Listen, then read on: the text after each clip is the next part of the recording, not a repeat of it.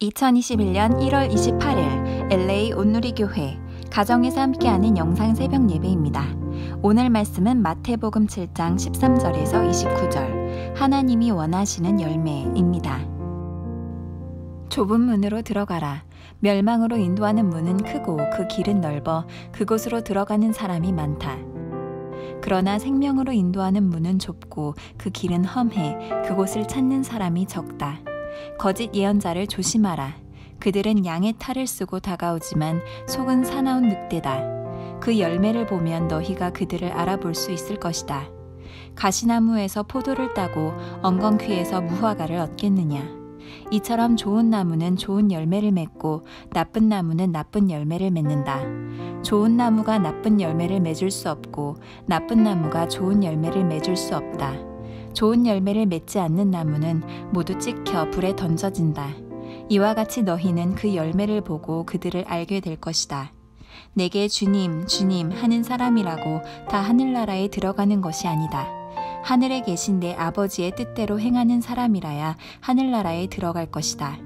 그날에는 많은 사람들이 내게 말할 것이다. 주님, 주님, 우리가 주의 이름으로 예언하고 주의 이름으로 귀신을 쫓아내며 주의 이름으로 많은 기적을 일으키지 않았습니까? 그때 나는 그들에게 분명히 말할 것이다. 나는 너희를 도무지 알지 못한다. 불법을 행하는 사람들아, 썩 물러가라. 그러므로 내가 하는 말을 듣고 그대로 실천하는 사람은 바위 위에 집을 지은 지혜로운 사람과 같다. 비가 내려 홍수가 나고 바람이 불어 세차게 내리쳐도 그 집은 무너지지 않았다. 바위 위에 기초를 세웠기 때문이다.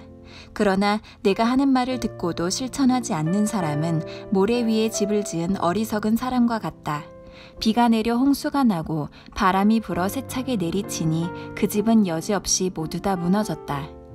예수께서 이 말씀을 마치시니 사람들은 그 가르침에 놀랐습니다. 이는 그들의 율법학자들과는 달리 예수께서는 권위 있는 분답게 가르쳤기 때문입니다. 할렐루야, 목요일입니다. 오늘도 함께 찬양하며 주님의 곁으로, 주님의 품으로 나가기 원합니다.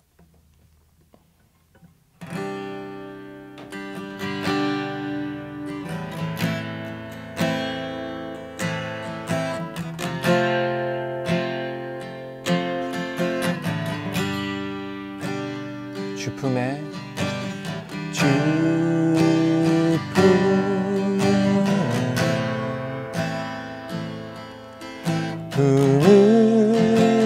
품으소서.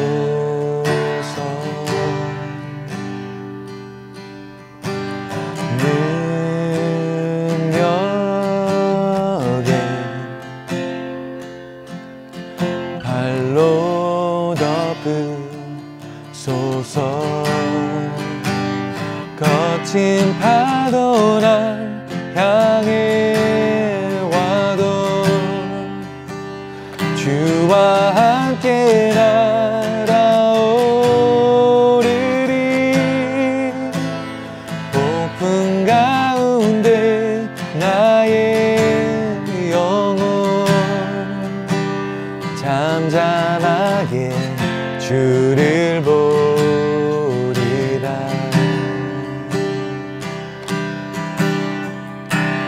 주님 안에, 주님 안에 나 거하리.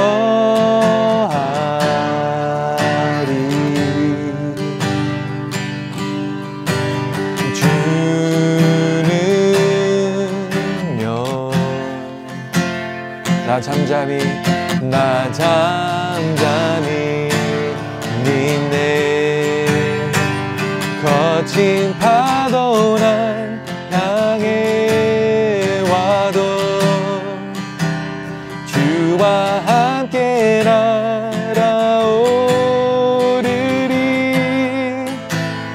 아픔 가운데 나의 영혼 잠잠하게 주를 보리라. 거친 파도 날 향해 와도 주와 함께 날아오르리.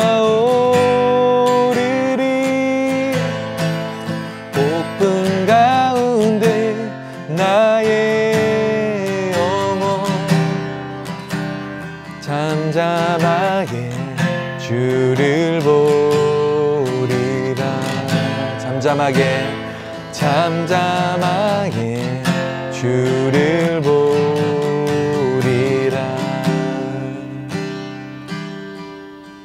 아멘. 할렐루야. 1월 28일 목요일 아침입니다. 오늘도 하나님 말씀으로 하루를 시작하는 여러분에게 주님의 은혜와 사랑이 가득하시기를 축복합니다. 여러분, 오늘 본문은 산상수훈의 마지막 부분입니다. 예수님께서 산상수훈을 통해서 믿는 우리뿐만 아니라 믿지 않는 사람들도 귀를 기울이는 그 귀한 말씀을 허락해 주셨습니다. 그리고 그 마무리를 오늘 본문으로 하고 계신 것이죠. 내용을 짧게 한번 우리가 돌아본다면, 먼저 예수님께서 좁은 문으로 들어가라고 말씀하셨습니다. 큰 문이 있고 넓은 길이 있지만 그것에 속지 말고, 비록 문이 작고 길도 험하지만 그쪽을 선택하라고 말씀하고 계시죠. 그리고 거짓 예언자들을 그 열매로 분별할 수 있어야 된다고 말씀해 주셨습니다. 좋은 나무는 좋은 열매를 맺고 나쁜 나무는 나쁜 열매를 맺을 수밖에 없다는 것이죠. 주님의 이름으로 선지자 노릇하고 귀신을 쫓아내고 많은 일을 하고 있다고 하더라도 그것이 하나님께서 원하시는 열매가 아닐 수 있다라고 말씀해 주십니다. 그렇기에 우리는 하나님께서 말씀하신 그대로 행하고 순종해서 바위 위에 집을 지은 사람처럼 살아야 함을 예수님께서 말씀해 주고 계십니다.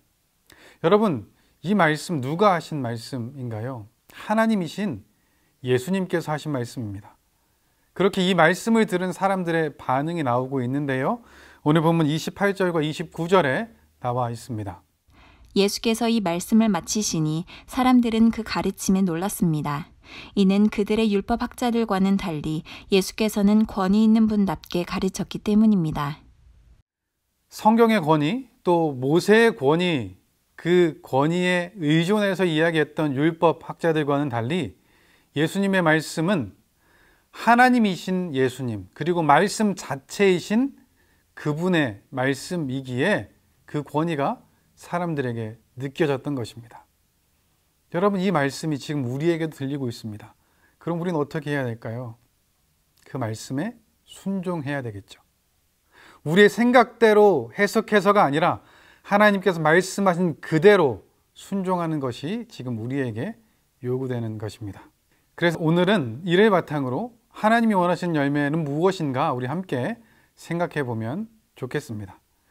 여러분, 열매라는 단어는 우리에게 참 풍성한 그런 이미지로 다가오는 듯 합니다. 노력에 대한 대가이고요.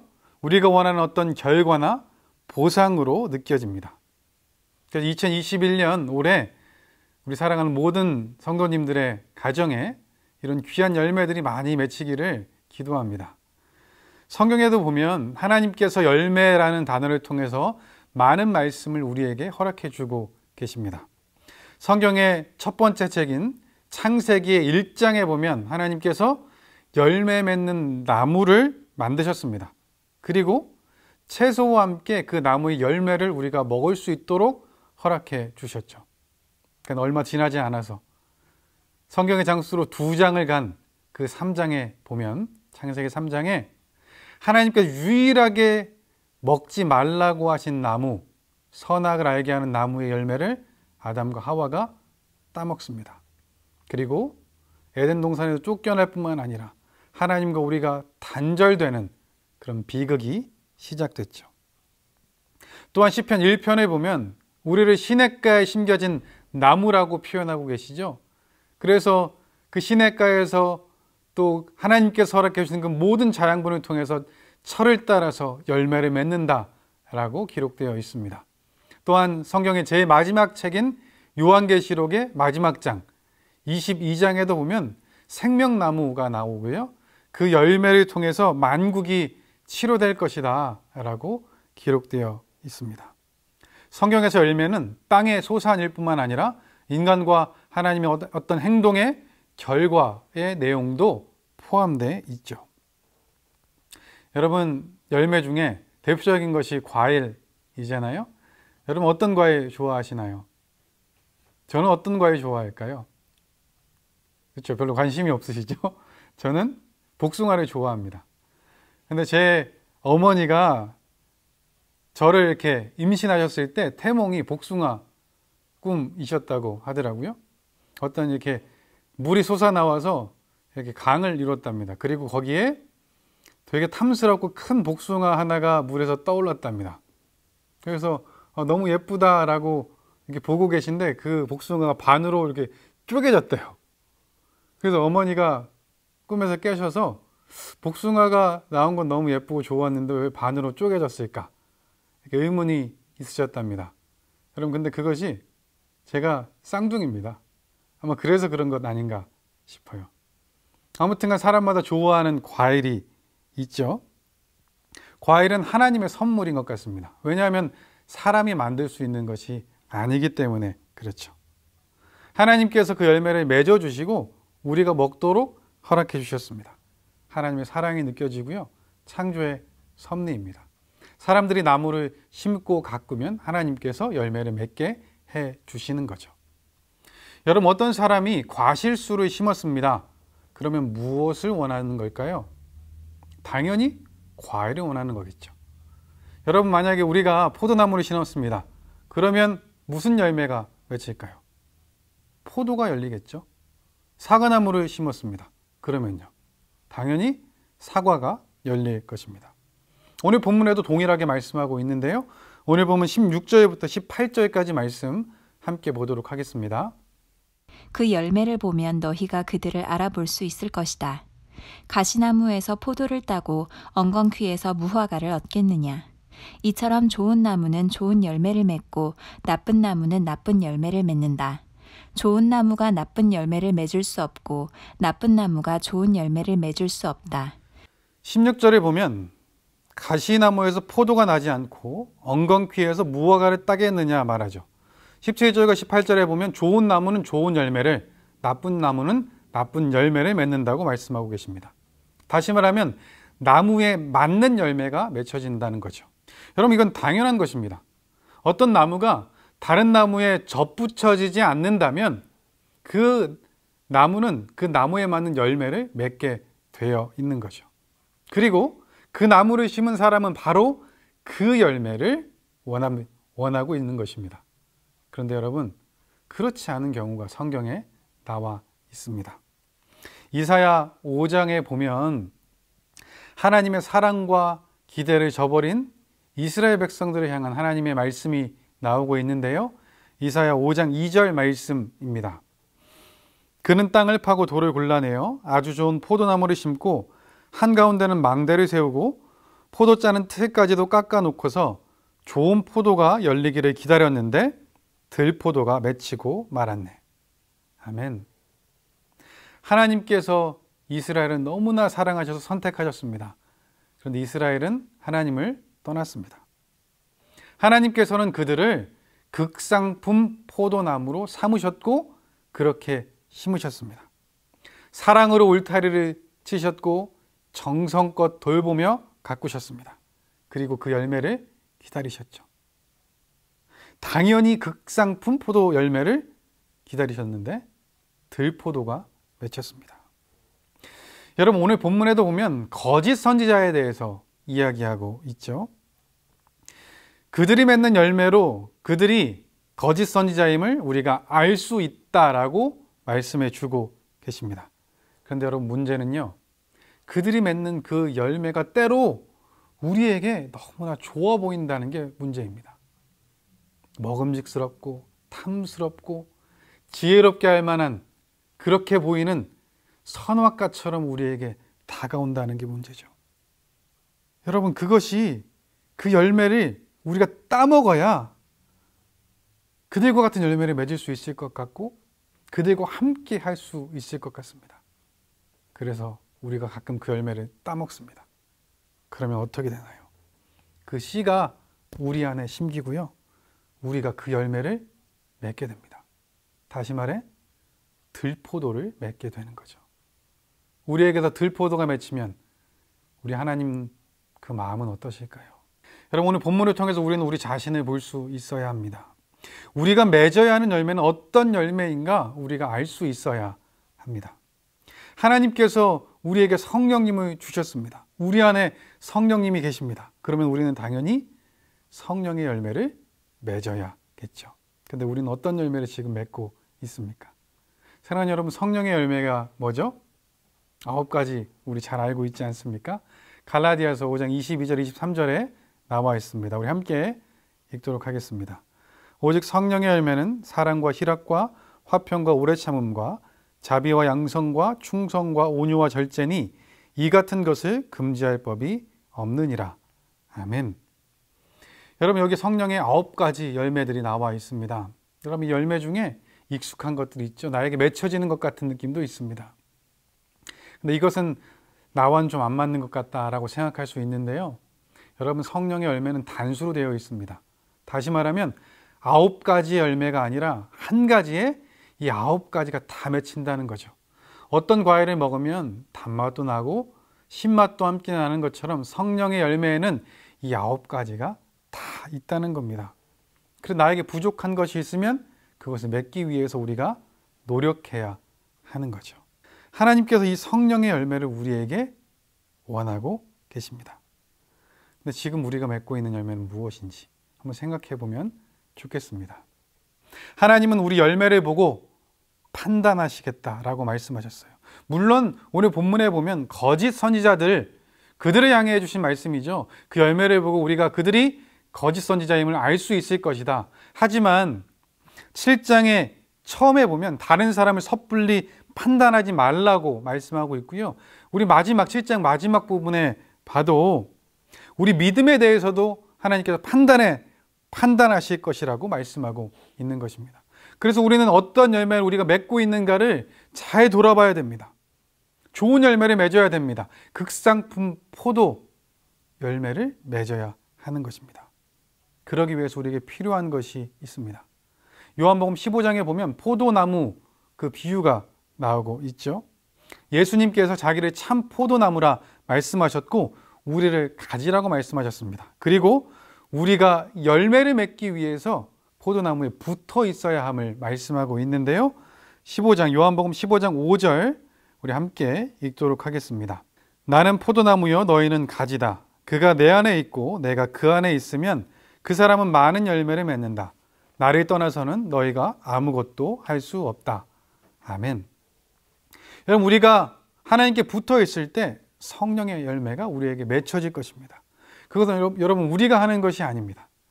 우리가 주님과 함께 할 때 하나님께서 함께 하시겠다고, 하나님께서 사시겠다고 말씀해 주고 계신 겁니다. 우리는요, 그 가지에 붙어 있으면 됩니다. 하나님 말씀대로 그 가지에 붙어 있기로 노력하면 되는 것입니다. 그럼 하나님께서 우리의 과수원지기가 되어 주십니다. 울타리를 치시고 물과 거름을 듬뿍 주실 것입니다. 우리는 그 안에서 자라나게 될 것이고 열매를 맺게 될 것입니다. 여러분, 성령의 열매는 예수님의 인성이셨습니다. 예수님의 제자인 우리에게도 당연히 나타나야 하는 모습입니다. 사람들이 우리에게 맺혀진 그 열매를 바라볼 것입니다. 그래서 이 성령의 열매가 우리의 인성, 우리의 인품, 우리의 영성으로 맺혀져야 되는 거죠. 그 열매가 우리에게 맺혀질 때 하나님뿐만 아니라 세상도 그 열매를 보게 됩니다. 여러분, 제가 한 청년에게 이런 이야기를 들었습니다. 청년이 직장에서 자기를 좀 이렇게 못 살게 구는 상사가 있었다고 합니다. 귀찮은 일을 시키고 그래서 그 마음속에 그렇게 좋아하지 않는 상사였다고 하는데 하루는 그 상사가 그 형제에게 다가와서 이렇게 얘기했다고 합니다. 누구야? 너 교회 다니지? 나 위해서 기도해 줄 수 있어? 여러분, 느껴지십니까? 그 청년이, 그 형제가 직장에서 어떤 모습을 보였을지. 그 형제에게 하나님께서 원하신 열매가 맺혀진 거죠. 그 열매를 통해서 직장 상사가 하나님을 보게 된 것입니다. 사랑하는 여러분, 우리 모두에게 이런 열매가 맺혔으면 좋겠습니다. 왜냐하면 20절 말씀이 있으니까 그렇습니다. 20절 말씀 함께 보도록 하겠습니다.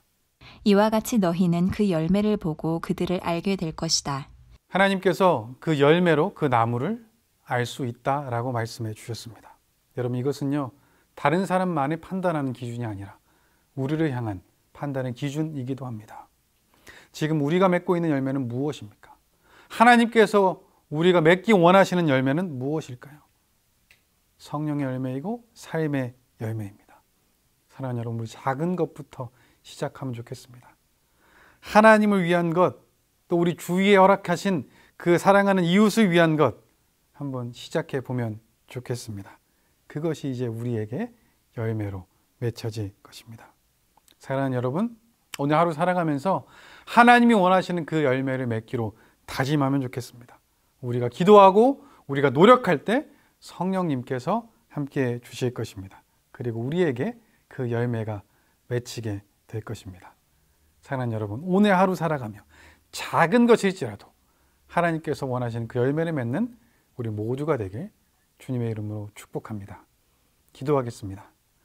사랑의 하나님 아버지, 감사합니다. 하나님께서 우리를 극상품 포도나무로 심으셨습니다. 그리고 그에 맞는 열매를 맺기 원하십니다. 들포도를 맺지 않게 우리를 붙잡아 주시고 시냇가에 심겨진 나무처럼 철을 따라 하나님이 원하시는 열매를 맺어가는 우리 모두 되게 하여 주옵소서. 우리 안에 성령의 열매들이 맺혀지게 도와주시고 작은 것부터 실천해 가서 하나님 사랑, 이웃 사랑의 열매들이 우리 삶에 드러날 수 있도록, 맺혀질 수 있도록 주여 역사하여 주옵소서. 모든 것 주님께 맡겨드리며 예수님의 이름으로 기도합니다. 아멘.